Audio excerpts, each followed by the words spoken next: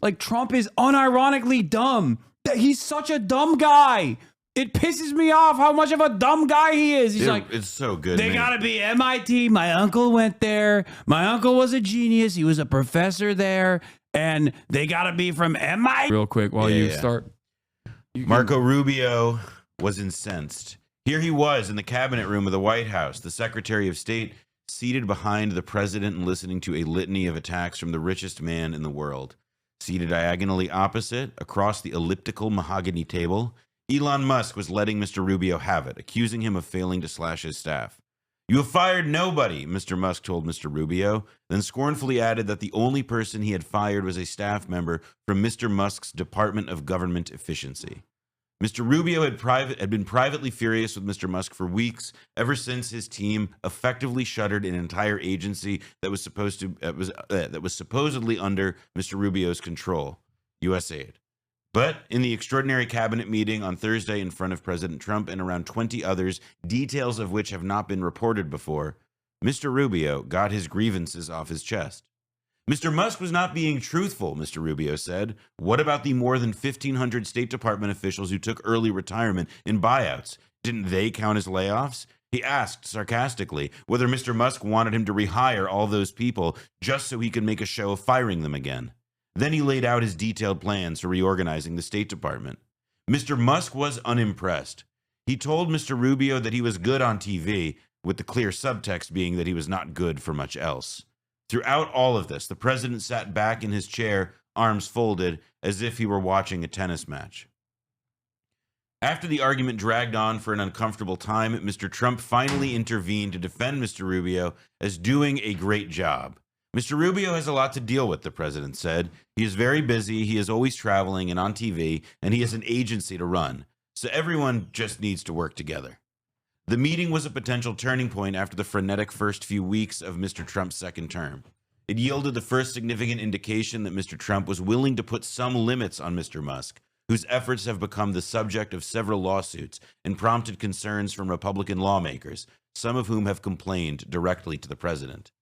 Cabinet officials almost uniformly like the concept of what Mr. Musk set out to do, reducing waste, fraud, and abuse in government, but have been frustrated by the chainsaw approach to upending the government and the lack of consistent coordination. Thursday's meeting, which was abruptly scheduled on Wednesday evening, was a sign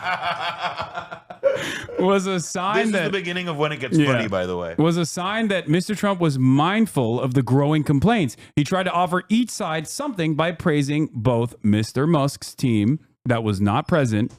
The president made clear he still supported the mission of the Musk initiative, but now was the time, he said, to be a bit more refined in his approach. This is like the lightest, most like baby criticism that you can give to Elon Musk. From now on, he said, the secretaries would be in charge. The Musk team would only advise. It is unclear what the long-term impact of the meeting will be. Mr. Musk remains Mr. Trump's biggest political financial supporter. Just this week, his super PAC aired $1 million worth of ads that said, "Thank you, President Trump." And Mr. Musk's control of the social media website X has made administration staff members and cabinet secretaries alike fearful that he will target them in public. But if nothing else, the session laid bare the tensions within Mr. Musk's team. And news of the sharp clashes spread quickly through senior ranks of cabinet agencies after it was over. This account is based on the interviews with 5 people with knowledge of the events. In a post on social media after the meeting, Mr. Trump said the next phase of his plan to cut federal workforce would be conducted with a scalpel rather than a hatchet, a clear reference to Mr. Musk's scorched earth approach.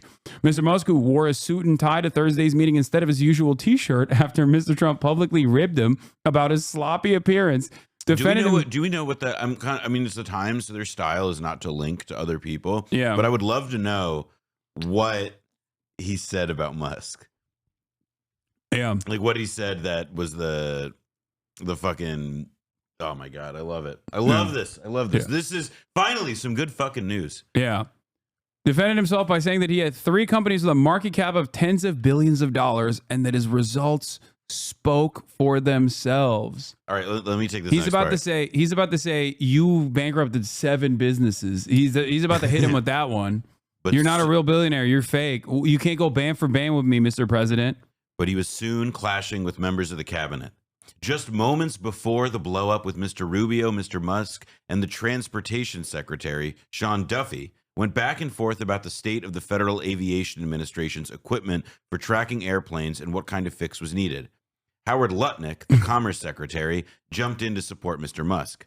Mr. Duffy said the young staff of Mr. Musk's team was trying to lay off air traffic controller.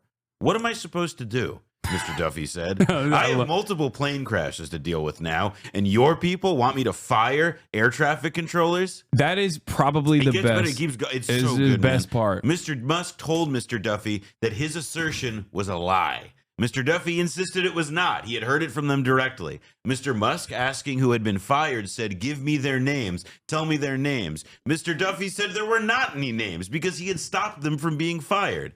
At another point, Mr. Musk insisted that people hired under DEI programs were working in control towers. Mr. Duffy pushed back, and Mr. Musk did not add details, but said during the longer back and forth that Mr. Duffy had his phone number and should call him if he had any issues to raise. I love this. The exchange ended with Mr. Trump telling Mr. Duffy that he had to hire people from MIT as air traffic controllers. These air traffic controllers need to be geniuses, he said. Dude. I love it. Dude, I love it. When I see stuff like this, it actually increases my libimeter so hard where I'm like, oh my God, they literally are the stupidest people. Like these are unironically, like Trump is unironically dumb. He's such a dumb guy. It pisses me off how much of a dumb guy he is. He's like, it's so good. They gotta be MIT. My uncle went there. My uncle was a genius. He was a professor there.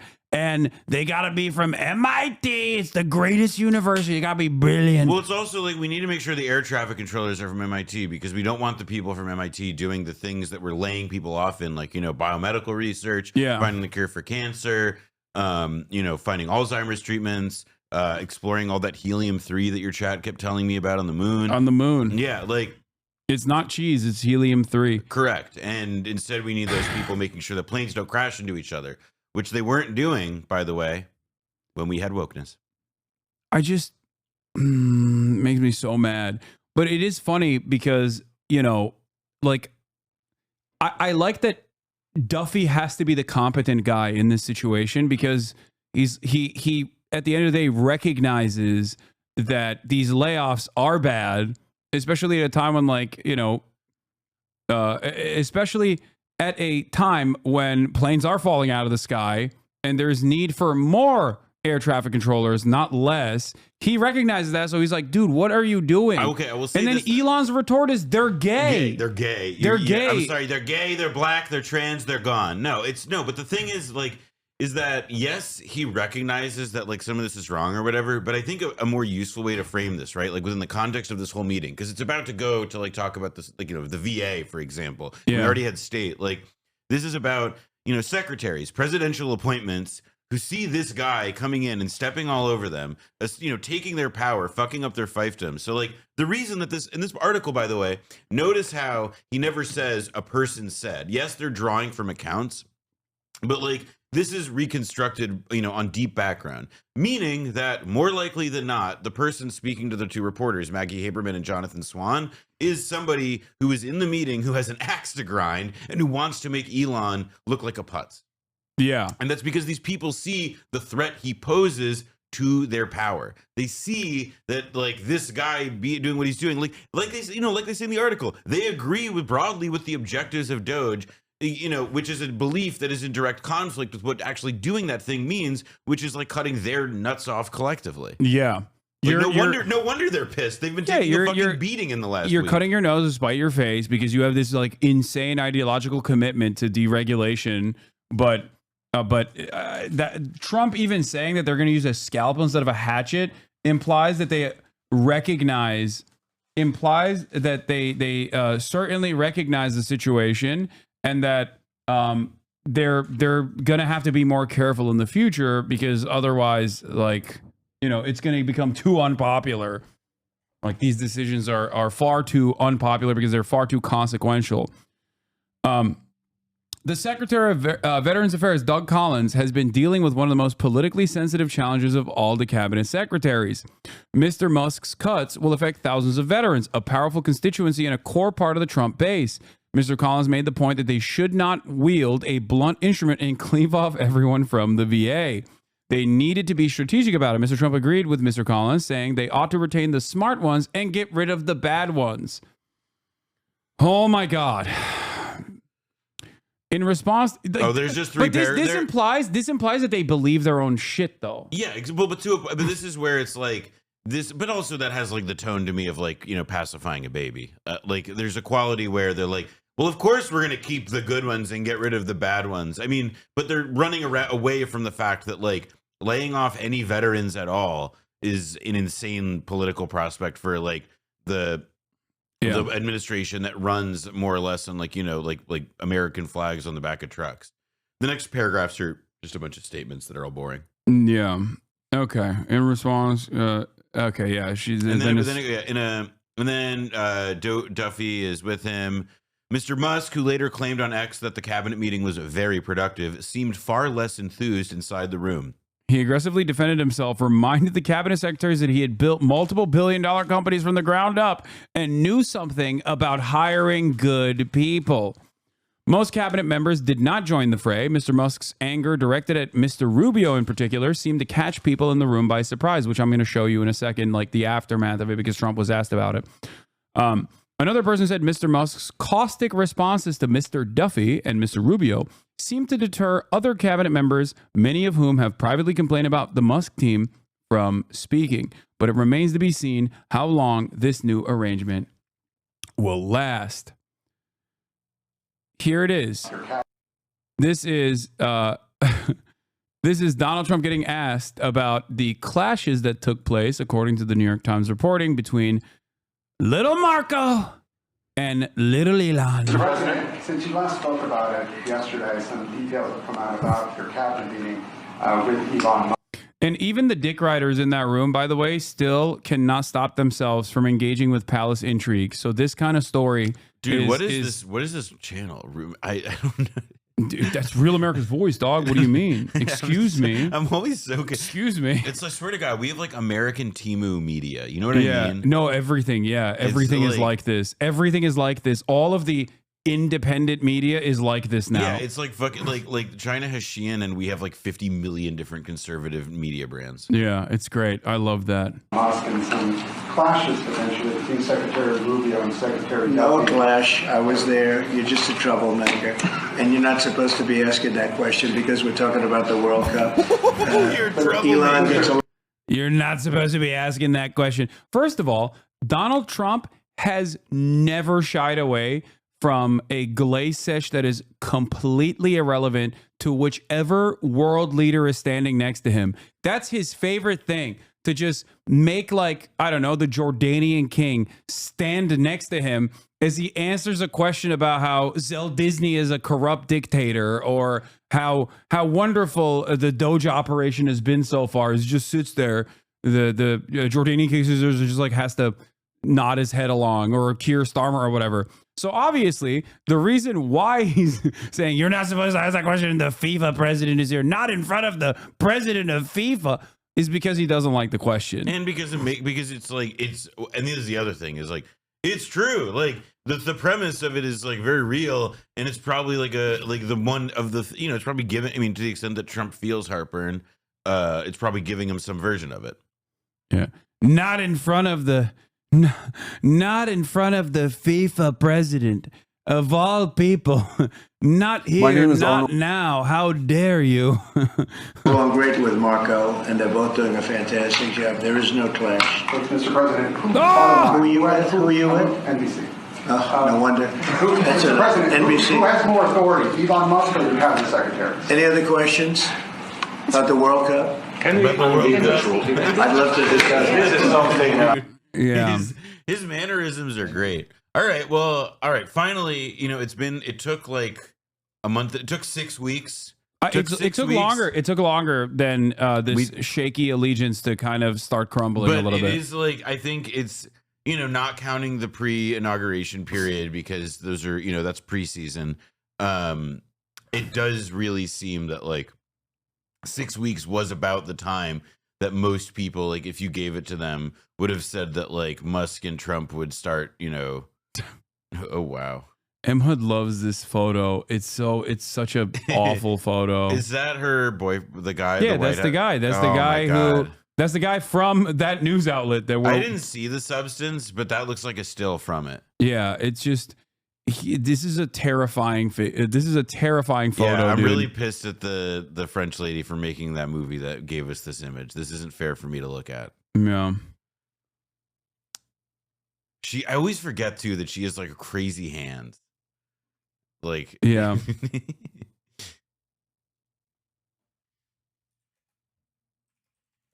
Hold on.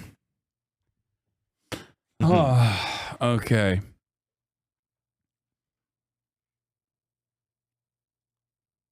Chat, what is a FIFA task force? What is this? Do I even have to say it? Okay. All right, let's see what else what else happened when they asked the same question again later. Thank you so much. Thank you. Thank you. Thank you. She says, "Want to follow up on the cabinet meeting, sir, about like Marco Rubio and Elon Musk?" Musk will play an advisory role. Doge will play. We're talking about FIFA. Thank you very much. He's like, he loves the sport. He is just so. This man does not fuck around. He loves ball. Yeah, he's like, when is football He's like, time? I'm sorry, we're here to talk ball. When is football time? When is football time? Why are we talking about Marco? Yeah. Why are we talking about little Marco? I'm here to talk about Does ball. little Marco no ball? If not, I don't care. Don't want to hear it. Don't want to hear sorry, it. I thought we were here to talk about all. Gooners. Man. Are we not here to talk about Gooners? And they're both great guys. And by the way, they both get along fantastically well. Oh, no. Oh, Okay. man. Mom and Dad are doing just fine. They're Yeah. not going anywhere. She's just spending a night outside of the house because the bed's not comfortable. Everything is fine. And it's your fault that they're breaking up. Yeah, you're being a troublemaker. You're not supposed to ask that question. Or they're not going to stay together. If you're a good boy, though, maybe they'll stay together. Maybe they will. Maybe they won't. Joe has done unbelievably as Secretary of State, and Elon is a very unique guy who's done a fantastic job. Do you think he needs Yeah, to be reined in as enough. It's FIFA. Is this Enough. a FIFA? It's FIFA. It's FIFA. I don't play Enough. 2K. I don't play 2K. Enough. It's not a good game. It's not real. It's a Mickey Mouse game. Enough. It's FIFA. Best 2 of 3 in FIFA. Golden goal. Yeah. 5-star teams. All right. Thank you. So there is also the layoffs that have climbed in February to the highest level since the pandemic. And that is not even taking into account like the other additional layoffs that might happen because of the Doge cuts that are happening, even though they've said that they're going to scale those back now, because everything that this administration does is just break things first and then ask for forgiveness later, or just like try to piece it back together later with not much thought given to it at all. The unemployment report is giving us a fuller picture of the job market under the Trump administration. Meanwhile, new figures show layoffs reached the highest levels last month since the height of the COVID pandemic. Money Watch correspondent Kelly O'Grady is with us. Kelly, good morning. Good morning to you, Adriana. Okay, so today's jobs report missed expectations slightly, but showed a labor market relatively unchanged in regards to hiring. So we saw 151,000 jobs added last month, and the unemployment rate ticked up slightly to 4.1%. The sectors with the biggest gains included healthcare, finance, and transportation, whereas federal employment dropped by 10,000. That likely reflects some. Did you see that? Excuse me. How else are people going to understand how to do a job search? That's my favorite job search website. This is what my haters should be doing. Okay, this find a job. You understand me? That's what you need. Find job and then find God. Actually, Federal wait, no. employment. This is actually you're doing deceptive, subtle programming to radicalize your audience into getting a damn job. Yeah, that's Get a what job. get a job. Dropped by 10,000. That likely reflects some of the Doge cuts, but the bigger impact will be seen in the next two job reports. However, February layoffs paint a different picture, reaching the highest level in nearly 5 years. A new report from placement firm Challenger Gray & Christmas shows employers cut just over 172,000 jobs last month. That is a 245% increase from January. So 1/3 of those layoffs come from the government sector, as this data does reflect more of those Doge cuts. The retail and tech sectors also did big layoffs. The takeaway, the hiring picture hasn't changed drastically, but layoffs are increasing. Concern is brewing with tariffs and a pullback in consumer spending. So these next couple jobs report, that's going to be where you look for that. God, I just feel for all those people who are now without It's work, true. You looking do for generally work. look to the So those future to find tariffs out what's are happening definitely in a the concern. future. How could that impact the unemployment rate? So you Anybody could leave? see it go up because Not if a just yet. business Like has 20 increased minutes. costs due to tariffs, they might have to lay off some people. And also, if they pass it on to the consumer, maybe prices increase, people don't spend as much, and the business doesn't do as well, so they also have to lay off some people. When Donald Trump won November's election, I love the title. Is Trump crashing the U.S. economy? Is Trump crashing Yes. the U.S. economy?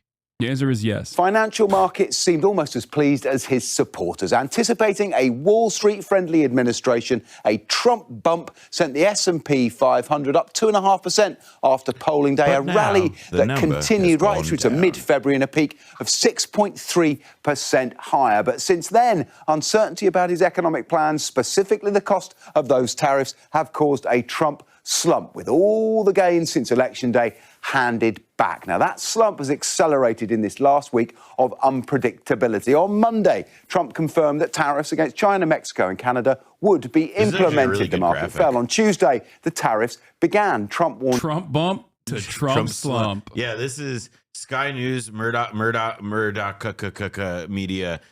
They're doing good work here.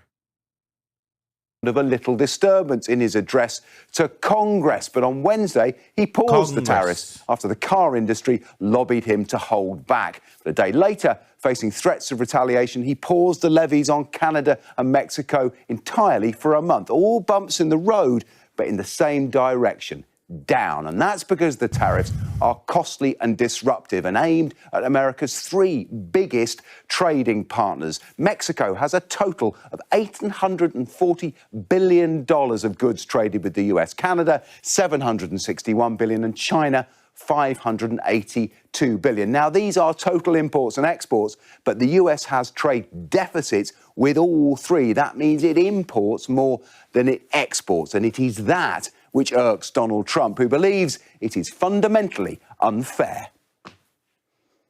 This has been very unfair. Our country, from an economic standpoint, a financial standpoint, and a trade standpoint, has been absolutely ripped off by almost every country in the world. Canada, Mexico, and then you just go right down the line.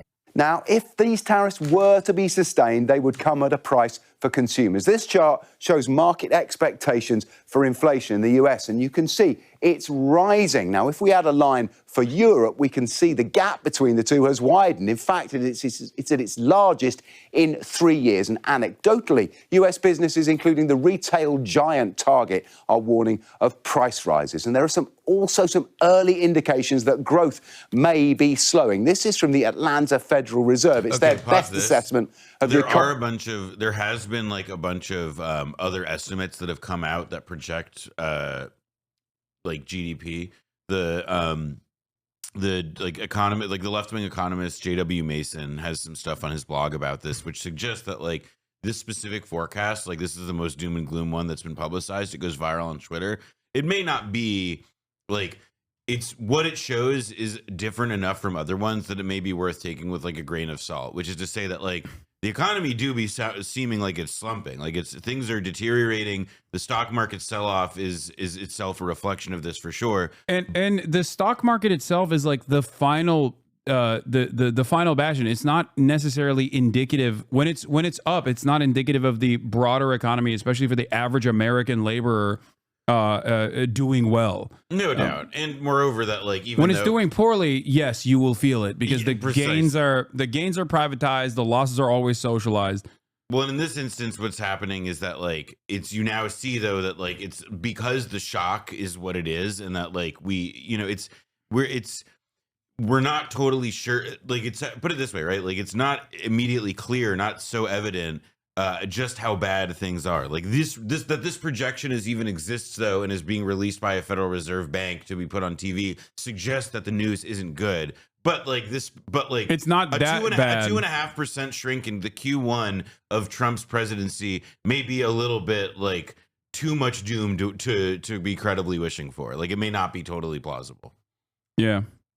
Economy today, and it suggests the economy is actually in reverse, shrinking by minus 2.4%. Now, these are not official national figures, but they indicate the jeopardy here for Donald Trump because he promised the precise opposite. Now, Donald Trump has a mandate for tariffs, and for now, he might be using them primarily for political leverage. But if this market downturn lasts and his popularity suffers, we'll find out just how beautiful he thinks tariffs really are. Damn. They're putting stank on it, They dude. really are. Like that was. They're doing doo-doo. I will say though that's like the kind of broadcast that like it has like a little spice, a little pizzazz, a little like motion. You know, like Americans should pay attention to that. American broadcasters learn a thing or two from our cousins.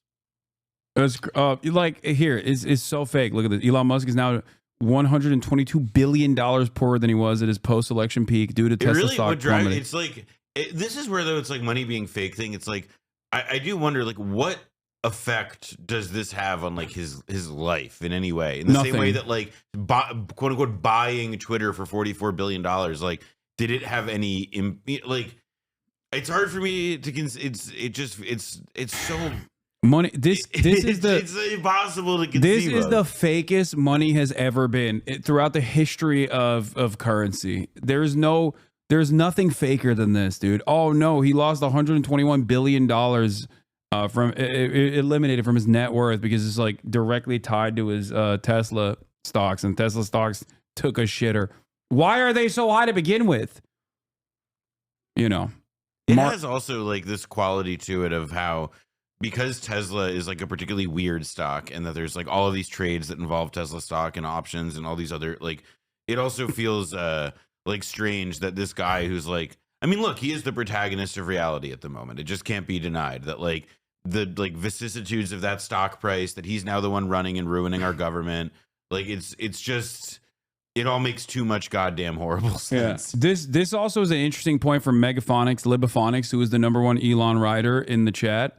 As someone with an ear towards the Tesla community, what a way to present that.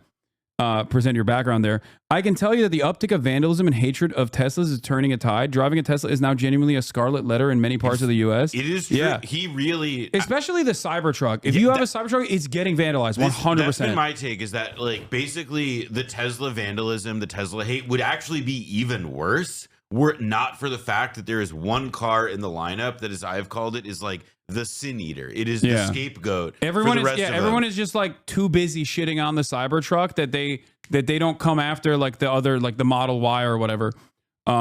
Straight up. And it's like I called the guy a Nazi for driving one. It felt great. Yeah. And like people are vandalizing the Teslas. People are vandalizing like Tesla stations as well.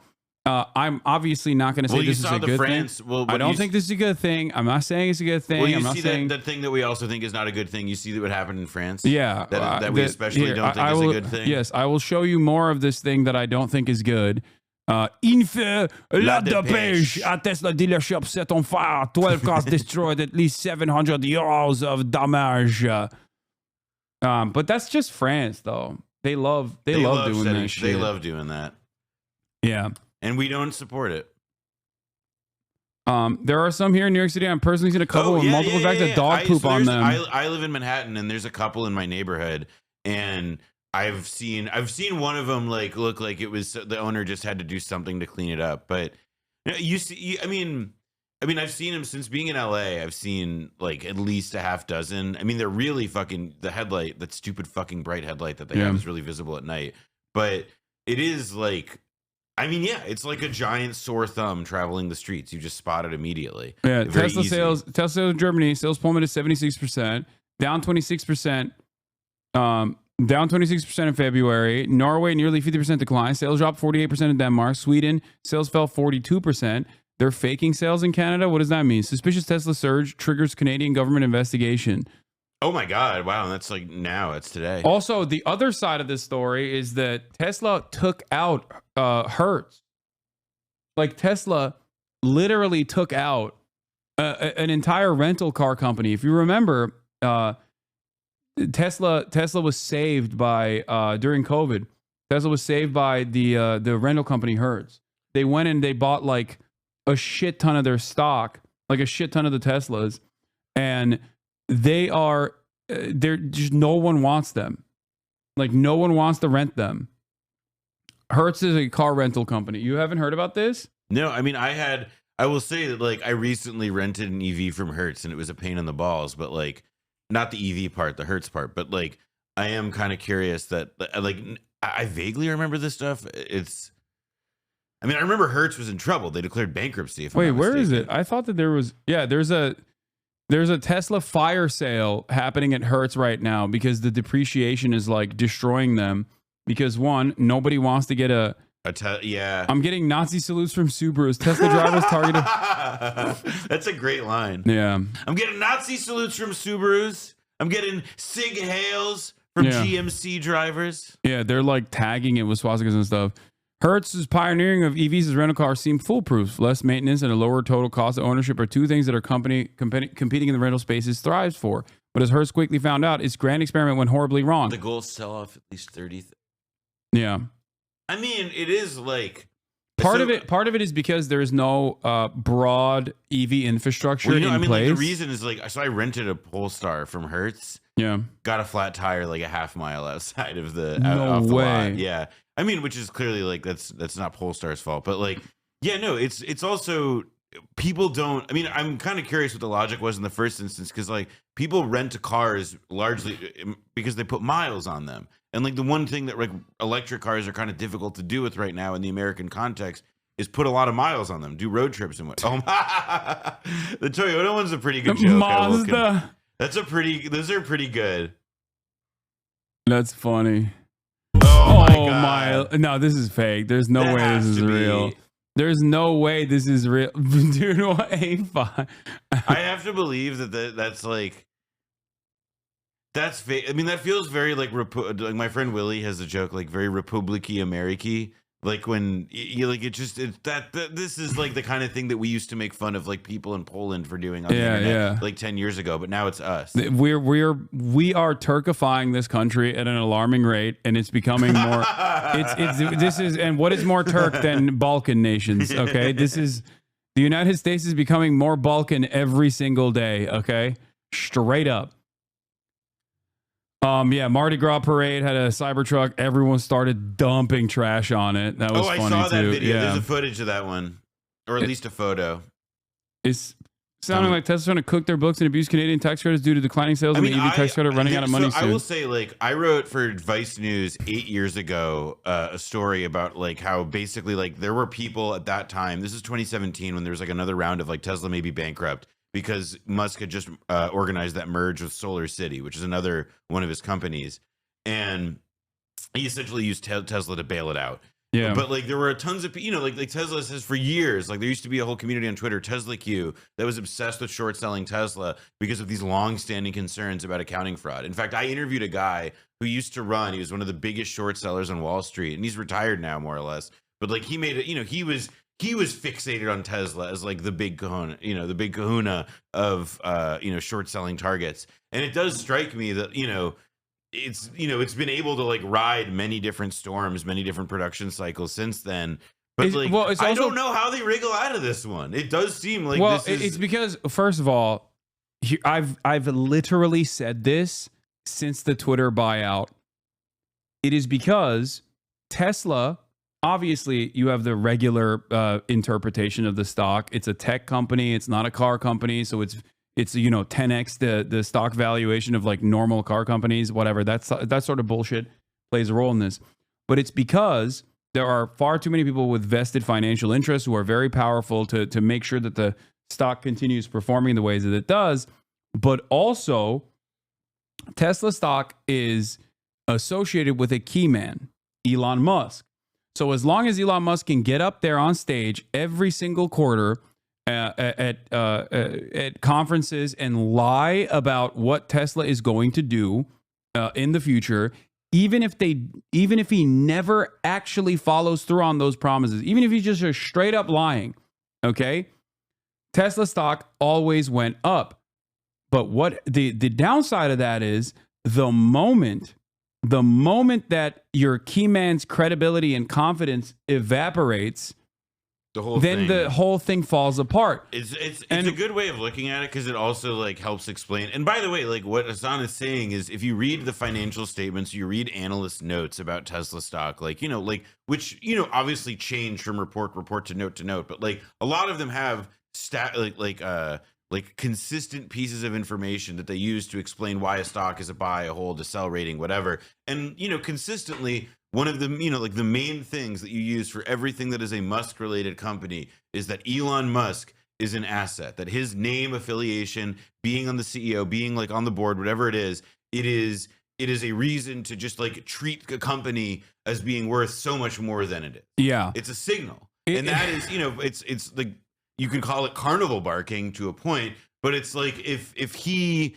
died tomorrow, yeah, like you could credibly assume that the values of all these different companies, I mean, perhaps SpaceX being the most insulated for a bunch of different reasons, but the value of a bunch of these companies would like go to zero. XAI, Tesla, etc. I mean, not zero, but you get it. I will say this though. Obviously, there's other market factors as well that play a role in this.